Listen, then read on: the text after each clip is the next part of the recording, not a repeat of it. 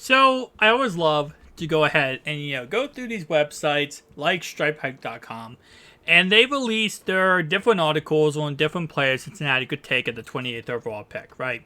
So this article says ranking the top 5 options with the 28th overall pick for the Cincinnati Bengals. Now keep in mind whenever they do these articles, it's not always that it's 100% that player is going to be available at the 28th overall pick.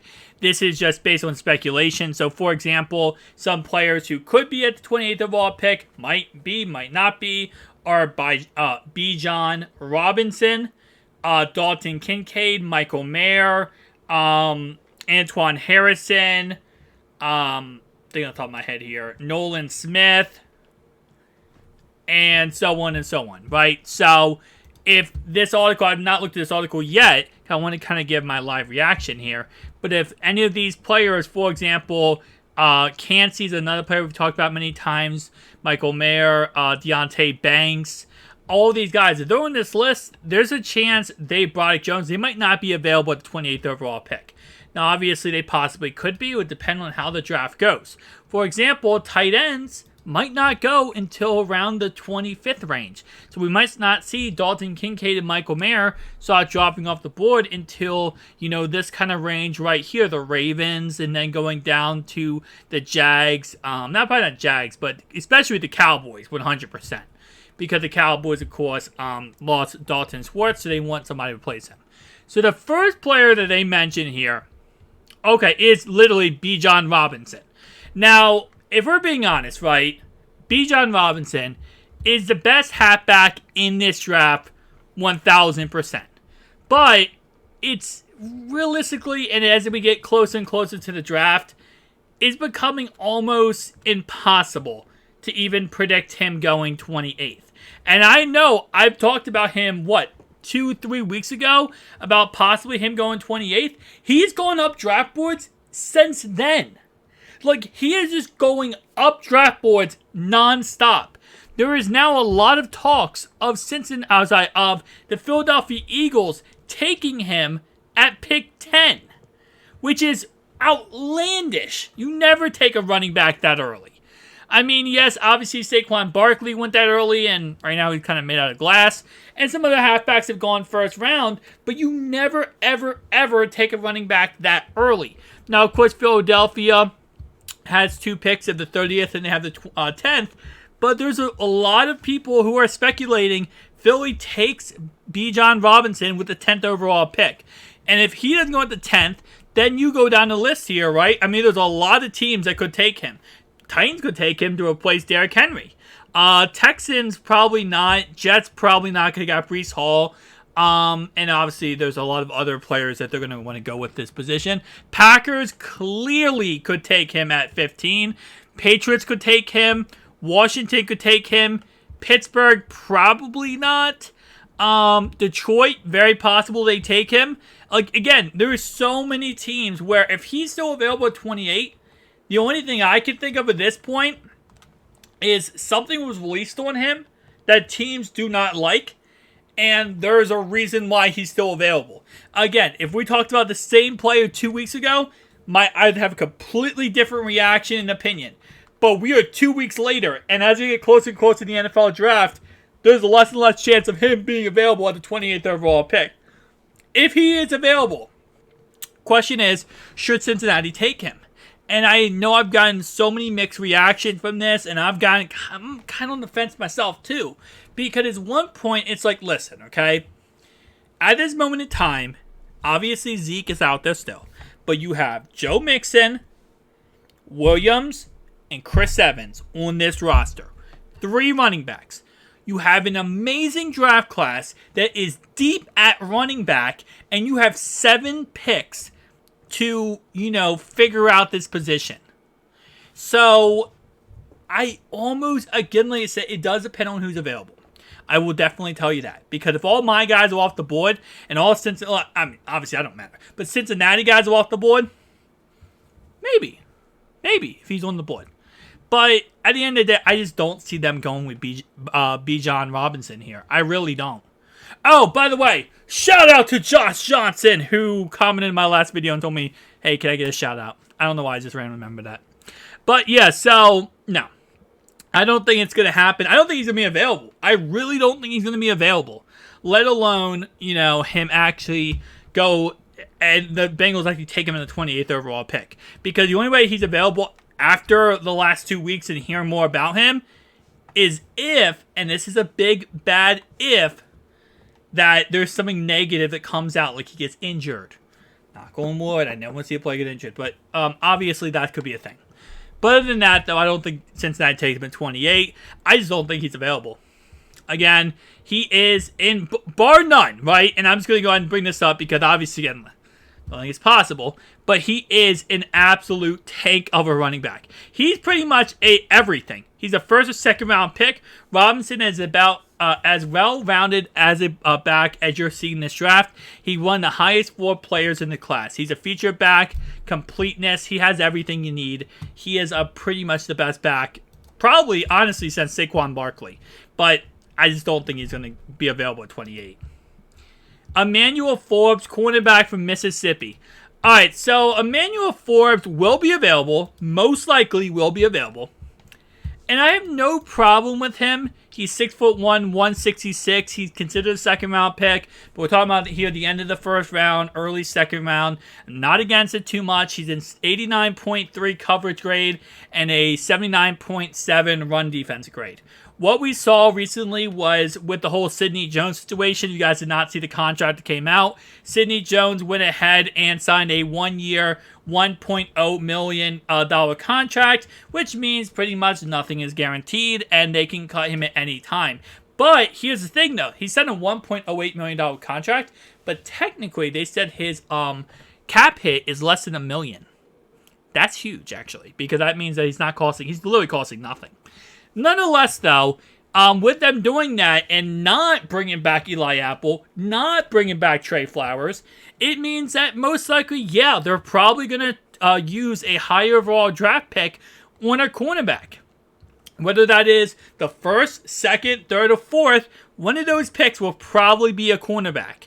Could it be Emmanuel Forbes in the first round here? It's possible. It's very, very possible. And he will be available most likely at Cincinnati's pick here. Now, if this draft went the way this mock draft went and Kincaid was on the board, I think Cincinnati would absolutely take Kincaid over Emmanuel Forbes. But let's say Kincaid's off the board. I think Emmanuel Forbes over Antoine Harrison is probably something Cincinnati would go with. Probably over DeJuan Jones. And then obviously in this draft here, Darnell Wright is off the board, I believe. Is he off the board? Darnell Wright? No, he's not. He's still on the board. That is a player I could see them going for, is Darnell Wright. As I'm learning more about him and about the Bengals, they did bring him in. They interviewed him. They looked at him. That could be a player. And that could be a player. Thank you, StripeHype.com. I appreciate you so much for going ahead and mentioning the next player I just talked about. Yeah, so Darnell Wright is the next player off the list here. He probably will be available. He is kind of a weird pick because he right now is, in most mocks I've seen, 25 to second round. 25 pick to second round pick. Pro Football Focus has him at third round pick, which I think is actually pretty kind of reasonable to what I would say. Wright is an ascending tackle with tons of experience against top competition in the class, full of inexperienced tackles. He's the most experienced tackle possible in this draft class. He has power, he has everything you need, and he is a right tackle, guard, gap seam. He is your ticket pretty much to solidifying your right tackle position. You take him, you can cut Collins, you can cut Ford, and just have him and Carmen really battle out for that position, and obviously whatever you do with Jonah Williams or whatever you do. Now, where you can prove one is playing on balance, but yeah, he's a really good player. And as I'm learning more and more about him, it seems like Cincinnati could possibly take him at the 28th overall pick. Especially because, based on what I have heard about him around the league, is he might not be available to the second round. He could go in the first. He could go in the early second. So that's another possible player that they could go for here. And then the last two guys they have here is Darnell Washington, which you already know if you watch the channel. You already know I've talked this guy up and down the wall, left, right, and center. I love him. I love him. I'm sorry, but I love him. He is a monster. He has something you cannot teach, and that is a 6'7", 264-pound frame. He is a glorified right tackle playing tight end. The guy can block better than any other tight end in this draft. Probably can block better than Carmen and block better. No, I'm just kidding. Okay, I'm not gonna go that crazy. But he's might be a better blocker than Jonah Williams, possibly. No, I'm just kidding. I'm just kidding. He's a really good blocker, though. He's an amazing blocker. And if you need him to play backup right tackle, the guy can do it. So he's a little bit of everything. Now, he's going to need somebody to teach him how to become a better receiver.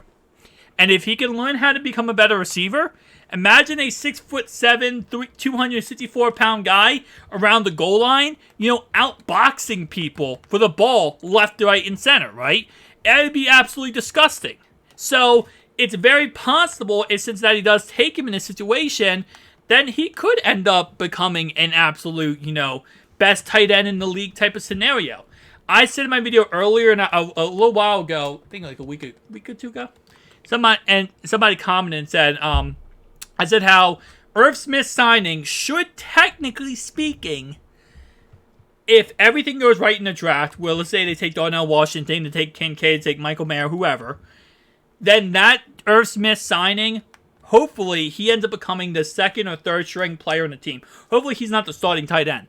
What I meant by that is, hopefully, one of these guys actually hits and they become a star right away, right?